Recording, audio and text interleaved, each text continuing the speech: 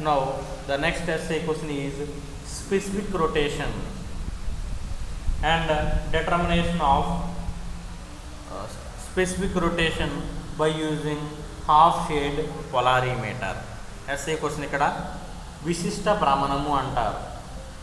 ఈ విశిష్ట భ్రమణం చక్కెర ద్రావణం యొక్క విశిష్ట భ్రమణాన్ని అర్ధఛాయ ద్రోవణమాపకాన్ని ఉపయోగించి ఏ రకంగా కట్టచ్చు అని అడుగుతాడు. సో ముందుగా మనం విశిష్ట భ్రమణం అంటే ఏంటని ఇది నిర్వచించాలి. What is meant by specific rotation అనేది నిర్వచించిన తర్వాత దాన్ని ఆ పరికరాన్ని ఉపయోగించి ఏ రకంగా కనుక్కోవచ్చు. ఆ పరికరం యొక్క నిర్మాణం ఏంటి, పనిచేసే విధానం ఏంటి, దాని నుంచి ఈ విశిష్ట భ్రమణాన్ని ఏ రకంగా కట్టచ్చు అనేది క్యాలిక్యులేట్ చేయాలి. దీనిలో ముందు భాగంగా స్పెసిఫిక్ రొటేషన్ డెఫినేషన్ చెప్పాలి. ఏమంటారంటే విశిష్ట భ్రమణము అంటాం. ఓకే, దీనిలో డెఫినేషన్ వచ్చి the specific rotation of A substance at a particular temperature and for a particular wavelength of light is defined as the plane of vibration of a plane polarized light produced by 1 decimeter of length and 1 gram per cc of concentration. Again, specific rotation ante the specific rotation of a substance at a particular temperature and for a particular wavelength of light is defined as the rotation of plane of vibration of a polarized light produced by 1 decimeter of length and 1 gram per cc of concentration. Therefore, specific rotation S is equal to tan theta by L into C. Units are degree by centimeter into gram per cc. అంటే విశిష్ట భ్రమణం అంటే ఇక్కడ ఏమన్నాడు అంటే 1 decimetre పొడవు కలిగినటువంటి ఒక ట్యూబ్ తీసుకున్నప్పుడు దానిలో 1 gram per CC of concentration తీసుకున్నప్పుడు 10 decimetre length of tube and 1 gram per CC of కాన్సన్ట్రేషన్లో మనకి అన్పోలరైజ్డ్ లైట్ కాస్త పోలరైజేషన్ చెందడానికి ఎంత భ్రమకోణం ఉంటుందో ఆ భ్రమణ కోణాన్ని విశిష్ట భ్రమణము అంటున్నారు. ఓకేనా? ఇక్కడ పర్టికులర్గా ఒక సెంటెన్స్ చెప్పాడు. ఒక ప్రత్యేకమైనటువంటి ఉష్ణోగ్రత వద్ద ఒక ప్రత్యేకమైనటువంటి తరంగ దైర్ఘ్యానికి సంబంధించిన కాంతి 10 డెసిమీటర్ ట్యూబ్లోనికి వెళ్ళినప్పుడు, అదేవిధంగా 1 cc కాన్సన్ట్రేషన్ ఉన్నప్పుడు అది భ్రమణము చెందేటువంటి ఆ కోణాన్ని విశిష్ట భ్రమణం అంటారు. ఆ విశిష్ట భ్రమణం విలువ S is equal to tan theta by LC. Units are degree by gram per degree by centimeter into gram per cc. Later, next one is Lorentz half shade polarimeter. Next concept is Lorentz half shade polarimeter. Lorentz అర్ధఛాయ ధ్రువణమాపకము అంటారు. It is called Lorentz half shade polarimeter. Lorentz అర్ధఛాయ ధ్రువణమాపకము ఎందుకు ఉపయోగపడుతుంది మాస్టారు ఇది అంటే, మనం ఇప్పుడు చెప్పుకున్నటువంటి డెఫినేషన్ ఏదైతే చెప్పుకున్నామో, ఏం చెప్పుకున్నాము డెఫినేషను? స్పెసిఫిక్ రొటేషన్ అని చెప్పుకున్నాము. ఆ స్పెసిఫిక్ రొటేషన్ని కట్టడానికి ఉపయోగించేటువంటి ఇన్స్ట్రుమెంట్ని ఇక్కడ పొలారిమీటర్ అంటారు, ధ్రువణమాపకం అంటున్నాము. దాన్ని నిర్మించినటువంటి శాస్త్రవేత్త లారెన్స్. ఇప్పుడు ఆ నిర్మించినటువంటి ఆ శాస్త్రవేత్త పేరు మీదుగా దాన్ని లారెన్స్ పొలారిమీటర్ అన్నారు. మధ్యలో ఇంకొక పదం కూడా చెప్పడం జరిగింది, హాఫ్ షేడ్ అని చెప్పడం జరిగింది, అర్ధఛాయ. అంటే మనం ఈ యాపరేటస్లో ప్రయోగం చేసినప్పుడు అర్ధఛాయని గమనిస్తాం. హాఫ్ షేడ్ని గమనిస్తాం. అందువల్లే దీనికి పూర్తిగా ఏం పేరు రావడం జరిగిందంటే Lawrence half shade polarimeter. Right, in this side heading first we have to write what is the use of this instrument. So right, in this Lorentz half shade polarimeter is used to determine the specific rotatory power of the given sugar solution. Lorentz half shade polarimeter is used to determine the specific rotatory power of the given sugar solution. అంటే ఇచ్చిన చక్కెర ద్రావణం యొక్క విశిష్ట భ్రమణ సామర్థ్యాన్ని కనుక్కోవడానికి ఇక్కడ లారెన్స్ అర్ధఛాయా ద్రవణ మాపకాన్ని ఉపయోగిస్తారు. ఎందుకు ఉపయోగపడుతుంది? చక్కెర ద్రావణం యొక్క పంచదార ద్రావణం యొక్క విశిష్ట భ్రమణ సామర్థ్యం అంటే ఎలా కడతాము అసలు ఏంటి అనేది తర్వాత చెప్తాను.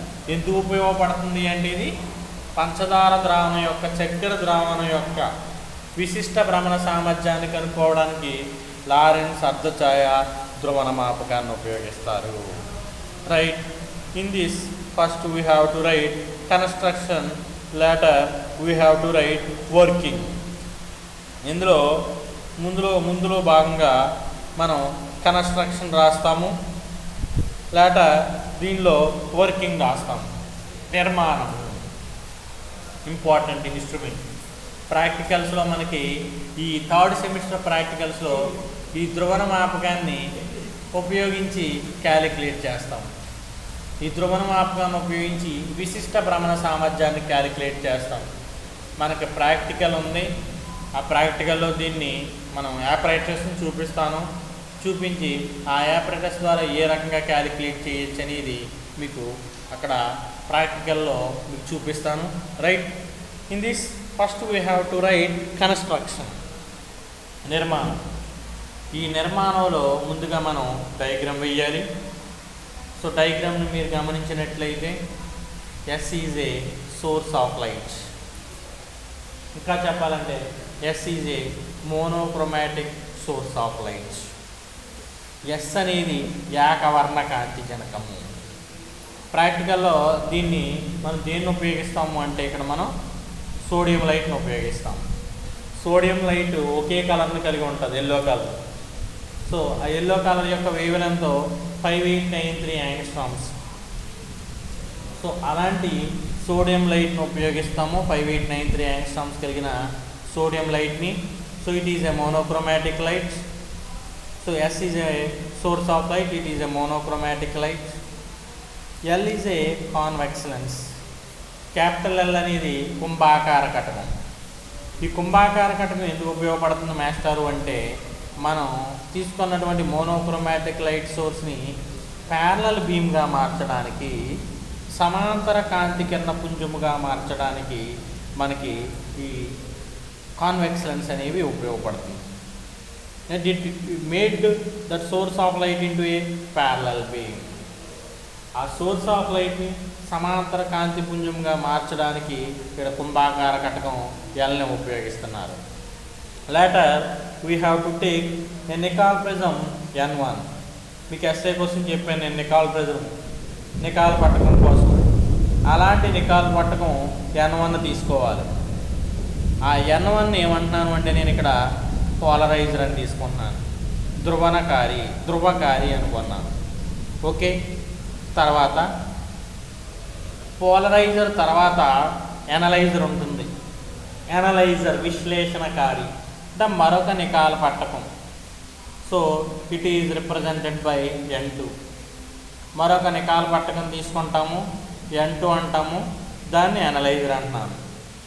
ఇప్పుడు ఈ పోలరైజర్ N1కి ఎనలైజర్ N2కి మధ్యలో మీరు ఒక ట్యూబ్ పెట్టాలి, గొట్టాన్ని. Its length is 10 decimetre. ఓకేనా? 10 డెసిమీటర్ కలిగినటువంటి మనం ఒక ట్యూబ్ని తీసుకోవాలి. ఆ ట్యూబ్ని ఈ పోలరైజర్కి ఎనలైజర్కి మధ్యలో ఉంచాలి. అంటే N1 తర్వాత మనకి హాఫ్ షేడ్ అనేది ఉంటుంది, అర్ధఛాయ అనేది ఉంటుంది. ఇప్పుడు ముందుగా ఈ గొట్టంలో మనకి ఒక సైడ్ ఓపెనింగ్ ఉంటుంది, అది ఓపెన్ చేసి ప్యూర్ వాటర్తో నింపాలి. తర్వాత గొట్టం తర్వాత ఎనలైజర్ ఉంది, ఎనలైజర్ తర్వాత అక్కడ ఒక మైక్రోమీటర్ ఉంటుంది, సర్క్యులర్ స్కేల్ ఉంటుంది అందులో. ఆ సర్క్యులర్ స్కేల్లో మనం రొటేట్ చేస్తూ, ఇది రొటేటరీ సర్క్యులర్ స్కేల్, టెలిస్కోప్లో రొటేటరీ సర్క్యులర్ స్కేల్ ఉంటుంది దూరదర్శినిలో, దాన్ని తిప్పుకుంటూ మనం ఈ అర్ధఛాయని చూస్తూ ఉండొచ్చు, షుగర్ సొల్యూషన్ చూడొచ్చు. ముందుగా మనకు ఆ ట్యూబ్లో ప్యూర్ వాటర్తో నింపాలి, స్వచ్ఛమైన నీటితో నింపాలి. నింపి మనకి ఇక్కడ సర్క్యులర్ స్కేల్లో మనం ఐ పెట్టి చూడాలి. చూసి ఆ సర్క్యులర్ స్కేల్ని మనం తిప్పుతూ ఉండాలి. ఎప్పటి వరకు తిప్పాలి అంటే అర్ధఛాయ కనబడే వరకుని. అంటే ఎప్పుడు కనిపిస్తుంది సార్ అర్ధఛాయ అన్నప్పుడు? అర్ధఛాయ అంటే ఏంటండి అన్నప్పుడు ఒక సైడ్ హాఫ్ సైడ్ ఏమో డార్క్ ఉంటుంది, ఒక హాఫ్ సైడ్ ఏమో బ్రైట్ కనిపిస్తుంది. ఆ రకంగా అయ్యే వరకు సర్క్యులర్ స్కేల్ తిప్పుతూ అక్కడ θ అన్న కోణాన్ని గుర్తించాలి. ఓకేనా? తర్వాత అగైన్ అది ప్యూర్ వాటర్తో చేసినప్పుడు హాఫ్ షేడ్ కనిపించింది. ఇప్పుడు ఆ ట్యూబ్ని బయటికి తీసివేసి ఆ ట్యూబ్లో మనం చక్కెర ద్రావణాన్ని నింపాలి. చక్కెర ద్రావణం యొక్క కాన్సన్ట్రేషను 4 cc ఆర్ 8 cc. అంటే ఇక్కడ 100 ml వాటర్లో 4 grams పంచదార కలిపి ఒక షుగర్ సొల్యూషన్లా ప్రిపేర్ చేస్తే దాని 0.04 కాన్సన్ట్రేషన్ అంటారు. అలా కాకుండా 100 ml వాటర్లో 8 grams చక్కెరని వేసి పంచదారని వేసి మిక్స్ చేస్తే దాన్ని 0.08 cc concentration of sugar solution అంటారు. మనం ఏదైనా తీసుకోవచ్చు, 0.04 తీసుకోవచ్చు, 0.08 తీసుకోవచ్చు, మీ ఇష్టం, అది సి వాల్యూ. నేను 4 గ్రాములు కలిపి చక్కెర ద్రావణాన్ని 100 ml వాటర్లో 4 గ్రాములు కలిపి ఇక్కడ 0.04 cc కాన్సన్ట్రేషన్ కలిగినటువంటి చక్కెర ద్రావణాన్ని తయారు చేసుకున్నాను. ఇప్పుడు గొట్టాన్ని పెట్టాను. ఇప్పటి వరకు కనిపించినటువంటి హాఫ్ షేడ్ కనిపించదు. ఇప్పుడు మళ్ళీ సర్క్యులర్ వీల్ని తిప్పుకుంటూ ఉండాలి. ఎప్పటి వరకు తిప్పుకుంటూ ఉండాలంటే హాఫ్ షేడ్ కనపడే వరకు తిప్పుకోవాలి. అగైన్ నా యాంగిల్ θ2, θ1 వచ్చింది, తర్వాత θ2 వస్తుంది. రెండింటి మధ్య డిఫరెన్స్ θ అనుకోవాలి. సో θ కట్టాలి. మనకి స్పెసిఫిక్ రొటేషన్ ఫార్ములా ఏంటి? S = tan θ/LC. అంటే θ తెలిసింది, L గొట్టం పొడవు తెలుసు, 10 decimeter అన్నాము. తర్వాత కాన్సన్ట్రేషన్ 0.04 తీసుకున్నాను. క్యాలిక్యులేట్ చేస్తే specific rotatory value S value అనేది మనం పొందొచ్చు. రైట్? అంటే మనం ఇందులో నిర్మాణం తీసుకున్నప్పుడు the essential parts of Lawrence half shade polarimeter is shown in the above figure. S is a monochromatic source of light and L is a convex lens makes the light into parallel beam. Again, the essential parts of Lorentz half shade polarimeter is shown in the above figure. S is a monochromatic light source and L is a convex lens makes the light into parallel beam. అంటే ఇక్కడ మనకి Lawrence అర్ధఛాయ polarimeter యొక్క ముఖ్యమైన భాగాలు పటంలో చూపబడ్డాయి. దీనిలో S అనేది ఏకవర్ణ కాంతి జనకం, L అనేది కుంభాకార కటకం. ఆ కుంభాకార కటకం ఎందుకు ఉపయోగపడుతుందంటే కాంతిని, మోనోక్రోమాటిక్ లైట్ని ప్యారలల్ బీమ్గా మార్చడానికి, సమాంతర కాంతి పుంజంగా మార్చడానికి ఈ కుంభాకార కటకం అనేది ఉపయోగపడుతుంది. Right? Now second para, N1 and N2 be the Nicol prisms such that N1 acts as polarizer and N2 acts as analyzer. The axes of the two prisms are parallel to each other. Circular scale is arranged to measure the angle of rotation. Again, N1 and N2 be the two Nicol prisms such that N1 acts as polarizer and N2 acts as analyzer. The axes of the two prisms are placed parallel to each other and a circular scale is arranged to measure the angle of rotation. అంటే మనకి ఇక్కడ N1 N2 నికాల పట్టకాలు రెండు తీసుకున్నాం కదా. N1 అనేది ధ్రువకారిగాను, N2 అనేది విశ్లేషణకారిగాను ఉపయోగపడతాయి, పనిచేస్తాయి. రెండు పట్టకాల యొక్క అక్షము సమాంతరంగా ఉండటం చేత సమాంతరంగా ఉంటాయి. మరియు మనకి ఇక్కడ భ్రమణ కోణాన్ని కనుక్కోవటానికి వీలుగా ఒక వృత్తాకార స్కేల్ అనేది టెలిస్కోప్లో అమర్చడం జరుగుతుంది. Okay, it is the construction of Lawrence half shade polarimeter. It was constructed by Lawrence. We will observe half shade in this polarimeter, and it is called Lawrence half shade polarimeter. Later, coming to the working, right? In this working, the monochromatic source emerges from the convex lens, becomes a parallel beam. The nickel prism N1 changes the light into polarized light. The emergent beam passes through the glass tube containing the liquid. Again, the monochromatic source emerges from the convex lens.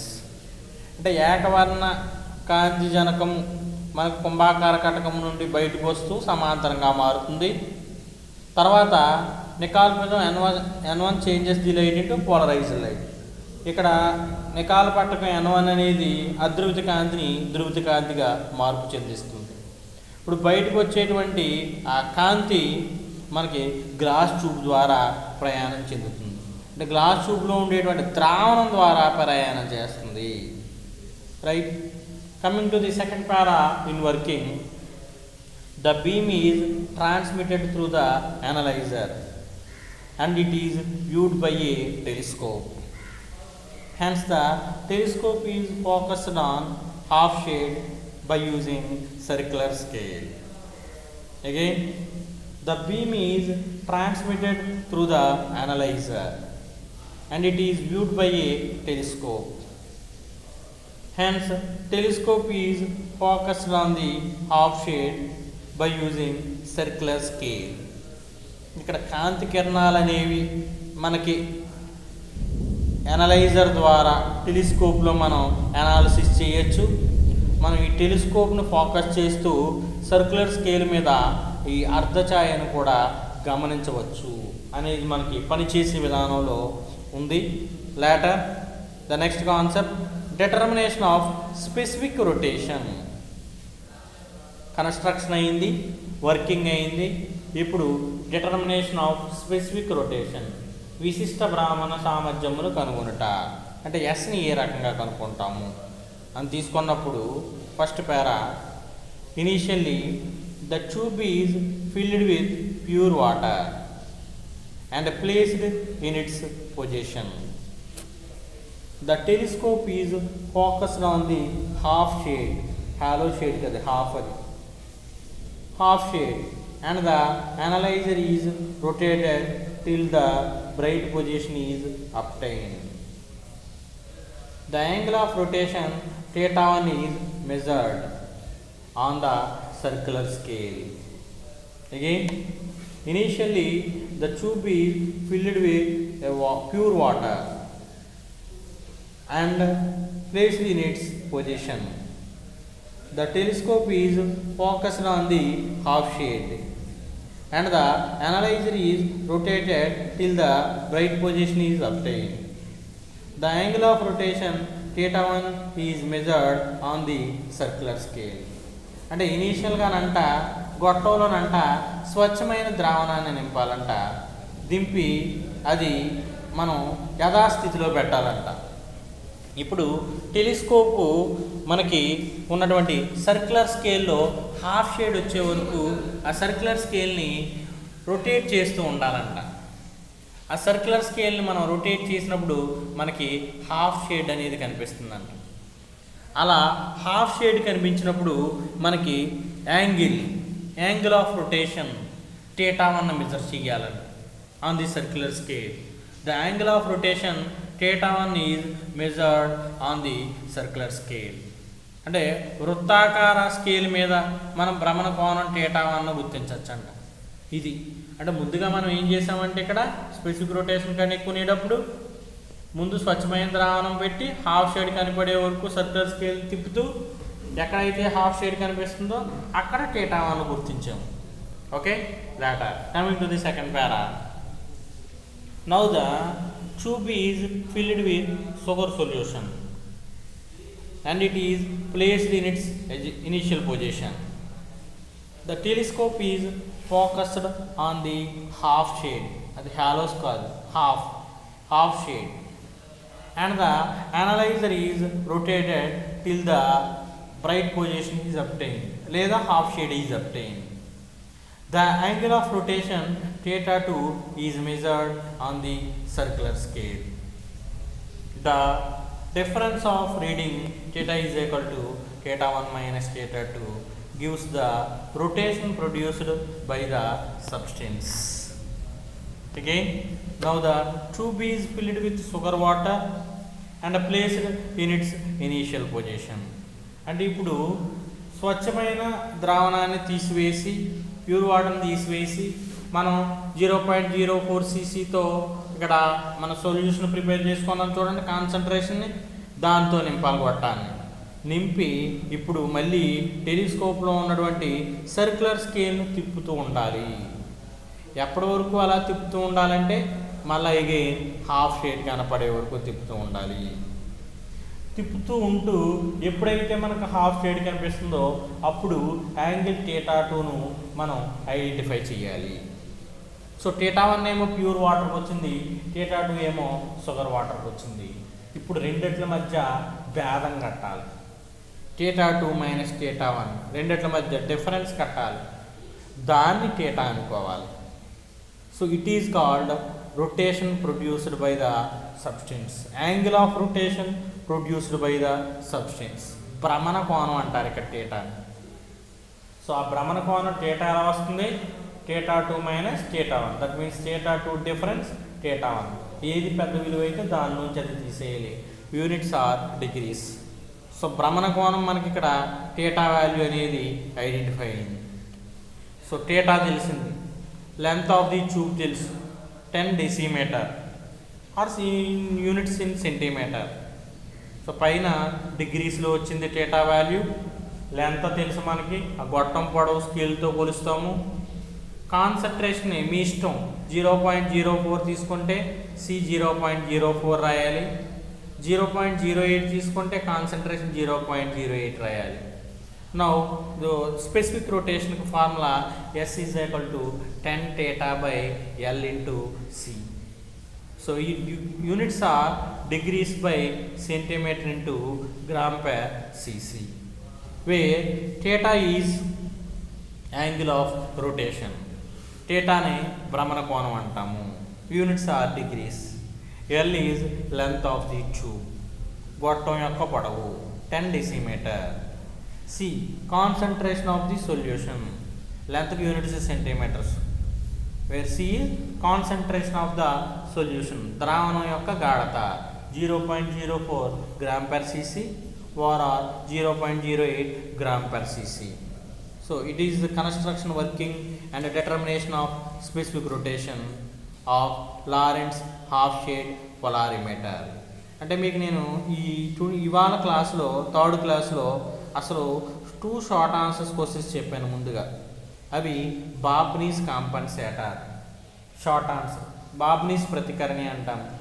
రెండవ short ఆన్సర్గా Huygens theory of double refraction చెప్పాను. అంటే ద్వివక్రీభవనానికి సంబంధించి Huygens సిద్ధాంతాన్ని చెప్పడం జరిగింది second short ఆన్సర్గా. ఇప్పుడు థర్డ్గా SI question, very very important అని ప్రతి పేపర్లోనే అడుగుతున్నాడు, లారెంట్స్ హాఫ్ షేడ్ పోలారిమీటర్. అంటే ముందుగా స్పెసిఫిక్ రొటేషన్ అంటే ఏంటో రాయాలి, ఆ స్పెసిఫిక్ రొటేషన్ని మెజర్ చేయడానికి ఉపయోగించే సాధనమైనటువంటి లారెంట్స్ హాఫ్ షేడ్ పోలారిమీటర్ యొక్క కన్స్ట్రక్షన్ రాయాలి, తర్వాత వర్కింగ్ రాయాలి, తర్వాత క్యాలిక్యులేషన్ ప్రాసెస్ రాయాలి. It is an SI question, Laurent's half shade polarimeter. So all of the students should prepare well. Thank you.